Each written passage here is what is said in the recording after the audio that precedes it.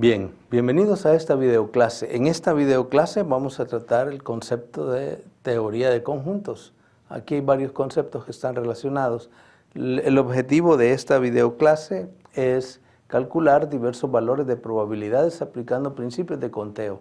Entonces tenemos la intención de calcular probabilidades, pero vamos a aplicar ciertos principios que tienen que ver con la teoría de conjuntos. Entonces el primer concepto es el de la definición de conjunto.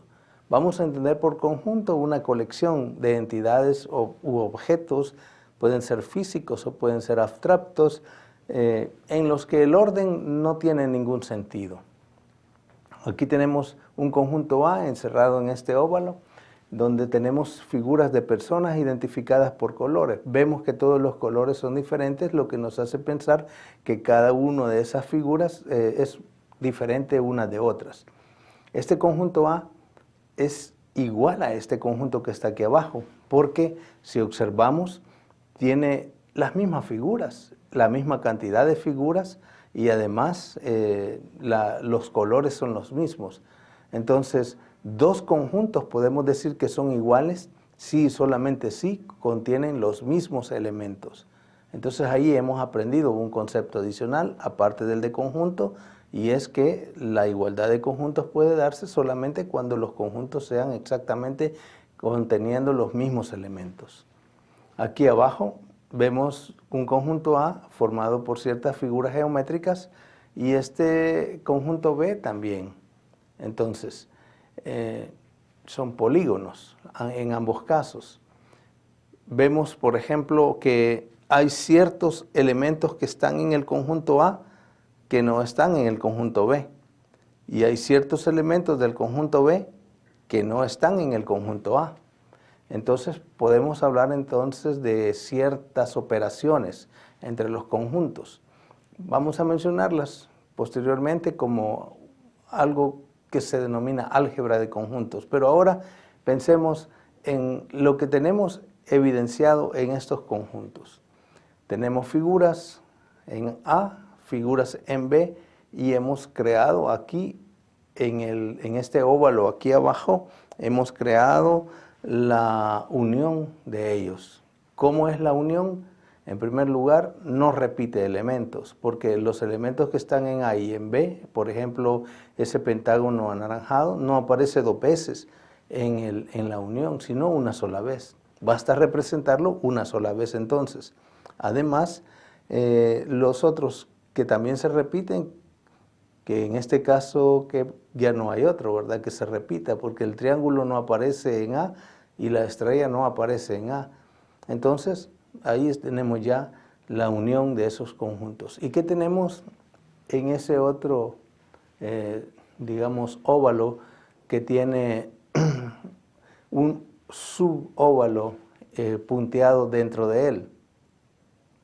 Todos son polígonos y se ha creado un conjunto de polígonos, que es el más externo. Pero dentro de él tenemos unos polígonos que tienen cierta característica particular y le hemos llamado polígonos regulares. Entonces, aquí tenemos que el conjunto formado por los polígonos regulares es un subconjunto del conjunto de polígonos. No le hemos puesto nombre, podríamos mencionar que uno es A y el otro es B, y en este sentido pues es arbitrario, ¿verdad? Se puede identificar por letras o se puede identificar como están identificados los conjuntos con nombres, siempre y cuando quede completamente explícito a qué se está refiriendo el conjunto que está incluido dentro del otro, entonces no hay ningún problema. Vamos a ver ahora esto que mencioné anteriormente como álgebra de conjuntos. El álgebra de conjuntos es algo así como las operaciones entre conjuntos que son válidas. Hay diferentes operaciones. Vimos la unión. Aquí también tenemos la unión en este rectángulo que está identificado acá. Aquí además hay una U que está diciéndome que el rectángulo es el conjunto universal. El conjunto universal es el conjunto que contiene todas las posibilidades de los subconjuntos que pueda contener. Entonces, vamos a hablar del conjunto universal siempre para determinar que están circunscritos los conjuntos a un determinado conjunto mayor que contiene a todos. Ese es el conjunto universal. En los círculos que tenemos en el lado izquierdo de la pantalla, vemos que hay un azul y una especie de rosado, y la intersección es como morada. Entonces, esa intersección se escribe así, una U inversa, ¿verdad?, que indica que ese conjunto, en esa forma que tiene en el centro, es el conjunto formado por aquellos elementos que pertenecen tanto al conjunto A y simultáneamente están también en el conjunto B. Entonces eso se denomina intersección, el conjunto formado por aquellos que están tanto en A como en B, simultáneamente, al mismo tiempo pertenecen a los dos. Ese es un conjunto muy particular y se le llama el conjunto intersección. Abajo vemos que hay sombreado en azul una parte del conjunto A y la intersección no se incluye. La intersección no se incluye porque estoy dejando por fuera los que están en A, pero también están en B. Entonces tengo en lo azul solamente los que pertenecen al conjunto A, y esa es una operación que se llama operación diferencia. A menos B, es decir, los que están en A, pero no están en B, solamente en el conjunto A. Y lo que tengo a la derecha, debajo del rectángulo, es lo contrario, los que están en B, pero no están en A. Entonces ese tipo de operaciones son muy útiles y se usan con bastante frecuencia en la teoría de conjuntos y también en el cálculo de probabilidades. Por eso es que los estamos estudiando ahora. La siguiente imagen me muestra este símbolo que significa conjunto vacío. Vamos a identificar el conjunto vacío como el conjunto que no tiene ningún elemento. Es un poco raro, ¿verdad? Un conjunto sin elementos. Pero existen ciertos, digamos, conjuntos sin elementos. Quizá alguno de ustedes, por ejemplo, podría en este momento no tener hijos. Entonces su conjunto de hijos podría ser ninguno, no tiene. Podría no tener trabajo, entonces su conjunto de trabajo sería ninguno. Podría no tener otras cosas, dinero, por ejemplo, podría ser. Entonces su conjunto de dinero es vacío. Podría darse muchos conjuntos donde el vacío es parte de él. En la parte izquierda, allá, vemos que en el conjunto universal está sombreado todo lo que está fuera de A. Eso, digamos que se conoce como el complemento y se denota así, con esta A'. A' es el complemento. Se simboliza de esa manera, algunos le ponen una C en vez del prima y también significa lo mismo. Está formado por todos aquellos elementos que no están en A y por eso es que solo aparece una figura, digamos un círculo identificando el conjunto A y no hay un B, por ejemplo. En el que está debajo, aquí en este, vemos que el conjunto A está incluido en el conjunto B. Entonces esto se usa mucho en probabilidades y decimos que A es un subconjunto de B. ¿Por qué? Porque todos los elementos de A son simultáneamente también elementos del conjunto B. Entonces estamos relacionando estos conjuntos de esa manera y vamos a ver ahora con un ejemplo este tipo de operaciones, algunas de ellas. Aquí tenemos en el conjunto A el mismo conjunto que vimos anteriormente y al conjunto B le hemos agregado un cuadro. El cuadro verde no estaba antes en el conjunto B, ahora sí está. Vemos entonces que podemos hablar de la diferencia A menos B, lo que está en A y no está en B. Lo identificamos de esta manera. ¿Qué es lo que está en A y no está en B? Este rectángulo que aparece escrito de forma inclinada para que quepa en la figura, pero es la misma imagen, ¿verdad? No hay una diferencia. Es la misma imagen Y lo mismo pasa con el rombo, que esté inclinado no quiere decir que no sea este mismo, es el mismo rombo. Son los dos que están en A y no están en B. Y aquí al revés, también los que están en B y no están en A se denominan así. Y esto que tengo acá, en ese otro óvalo que está ahí, se conoce como diferencia simétrica. La diferencia simétrica está formada por estos dos conjuntos, los dos extremos sin la intersección. La intersección sería el pentágono y sería el rectángulo, el cuadrado, el verde y el anaranjado.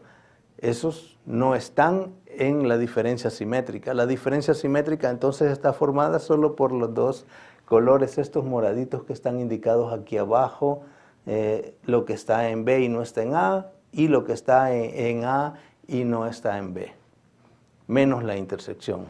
Entonces con eso pues hemos entendido un poquito de la teoría de conjuntos, de las operaciones que se pueden dar entre ellos. Hay más operaciones, pero estas son como las más básicas, las elementales. Ahora vamos a hablar un poquito de historia, de cómo es que esto surge. Aquí hay tres señores, realmente al que se le atribuye, digamos, como el padre de la teoría de conjuntos es a Cantor, pero los otros también hicieron desarrollos importantes. Frege, por ejemplo, hizo desarrollos en teoría del número, el conjunto de los números naturales. Dedekind hizo teoría también de los números y también de la lógica, es como el padre de la lógica, digámosle así, lógica matemática.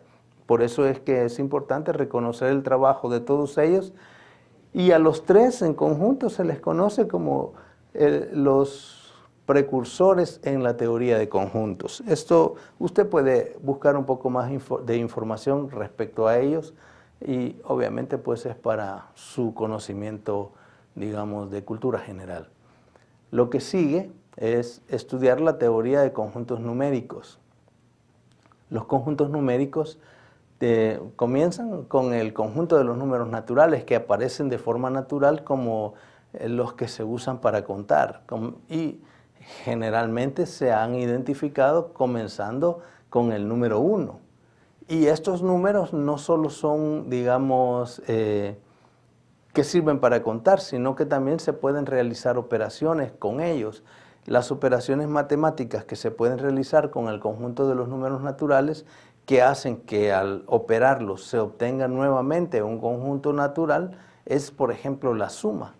Si yo sumo un número natural con otro número natural, el resultado es nuevamente un número natural.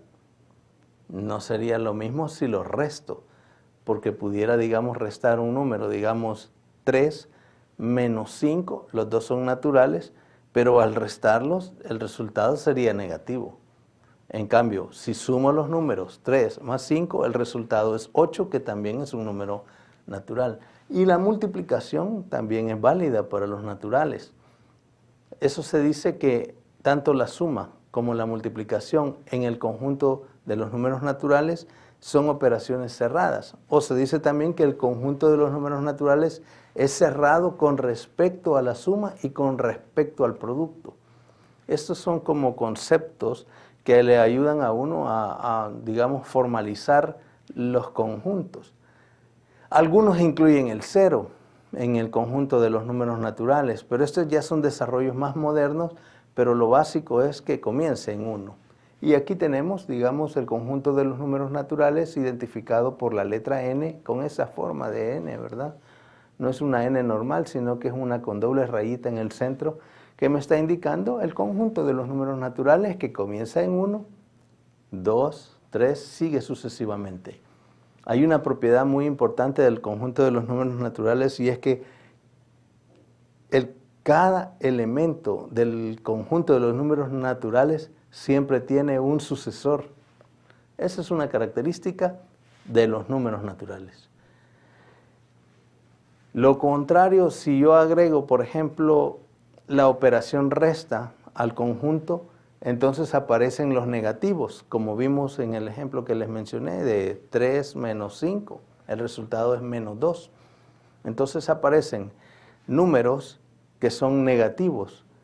Entonces si yo agrego al conjunto naturales el 0 y los negativos de los naturales, obtengo el conjunto de los enteros, que se denomina por esa letra Z, y aquí se ha identificado de esta manera. El más menos significa que está el 0, el más 1 y el menos 1, el más 2 y el menos 2, el más 3 y el menos 3. Eso es solo como una forma de no escribir tantos números, ¿verdad? Porque el espacio también en la presentación sería mucho lo que había que escribir, y entonces se puede simplificar de esa manera. No está mal escrito, es una forma de escribirlo. Entonces ya tenemos dos conjuntos, el de los naturales y el de los fraccionarios y el de los enteros.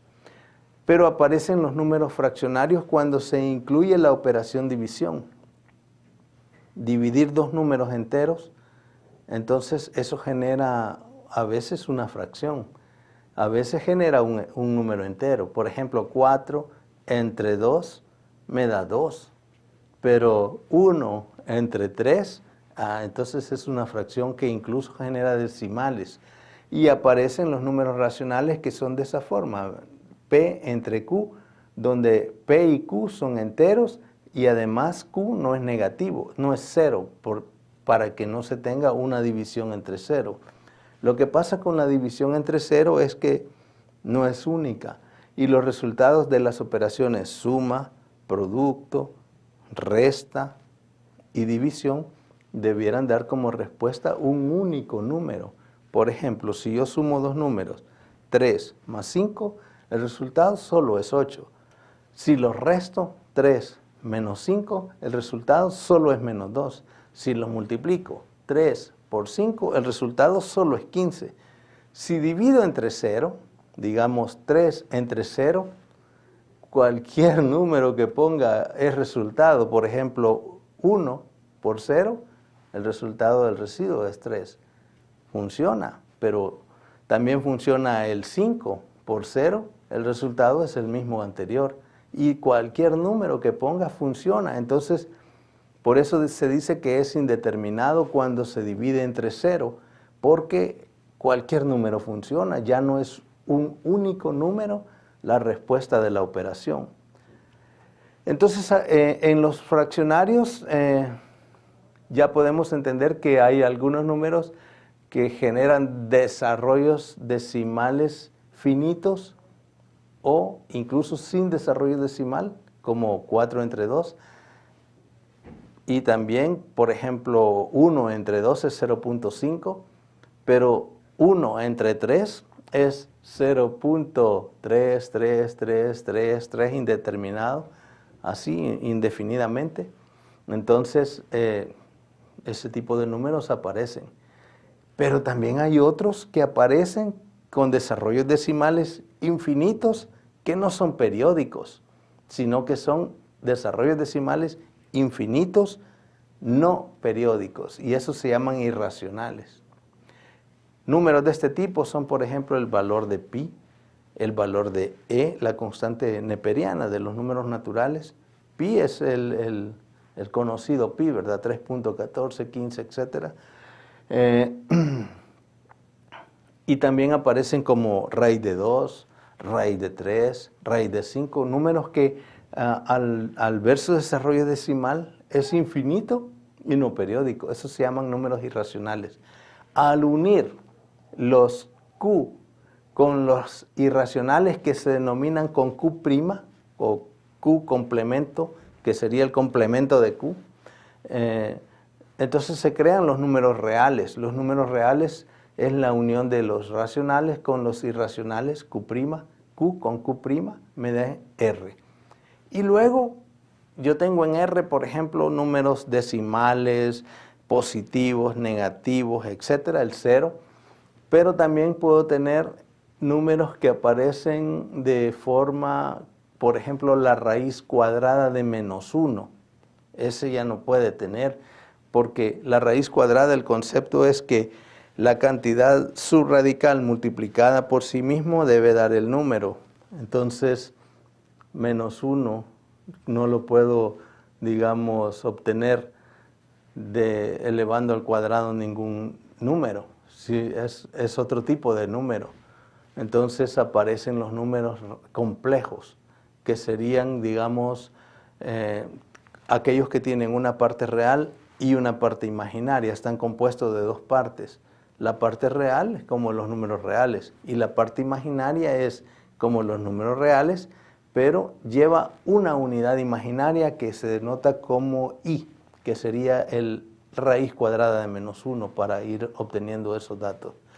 Entonces con esto tenemos todo un desarrollo. Aquí donde han, digamos, participado mucho Richard Dedekind en este desarrollo de la teoría de los números y también digamos, Cantor, ¿verdad? Hay otra operación que se da entre conjuntos que se llama producto cartesiano y lo vamos a identificar de esta manera. Si yo tengo, digamos, un conjunto formado por 3 y 4 y tengo otro conjunto formado por 5, 6 y 7, entonces voy a hacer el producto cartesiano de los dos. El conjunto formado por el producto cartesiano ya no tiene una componente, sino que tiene dos componentes, una de cada conjunto. Entonces yo puedo hacer la intersección aquí, fila-columna, y puedo decir fila 3, columna 5. Entonces tengo el 3,5, 3 en el primer componente y 5 en el segundo componente. Y así puedo ir haciendo las operaciones con cada uno de los otros números de B y de los otros números de A, y obtengo el 3,6, 3 de A y 6 de B, el 3,7, el 4,5 y así. Entonces eso es el producto cartesiano de dos conjuntos. Los productos cartesianos de dos conjuntos generan, por ejemplo, si yo tengo el conjunto de los números reales en un conjunto y el conjunto de los números reales en el otro conjunto, el producto cartesiano me genera el plano. Y si le agrego una variable más, digamos, si tengo otro conjunto C, que también es de los números reales, entonces genero el espacio.